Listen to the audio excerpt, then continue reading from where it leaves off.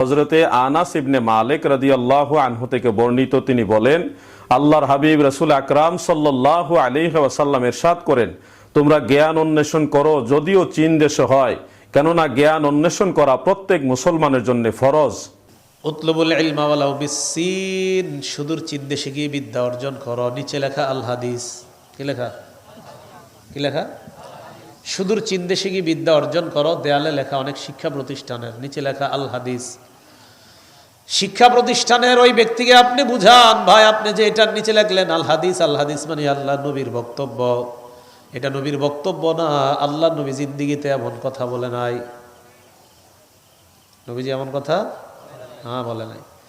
যদি কেউ বলে থাকে তার নামটা নিচে লেখা দেন। যিনি বলছে কোনো বুজুর্গ বলতে পারে, তো তার নাম লেখেন, নবীর নাম কেন লিখবেন? এটা তো নবী বলেনি।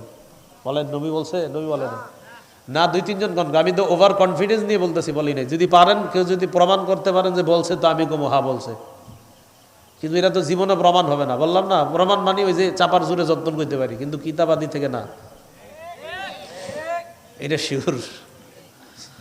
তো তোমরা সুদূর চীন দেশে গিয়ে বিদ্যা অর্জন করো, এটা রাসূল সাল্লাল্লাহু আলাইহি সাল্লামের বাণী না। وقل جاء الحق وزهق الباطل إن الباطل كان زهوقا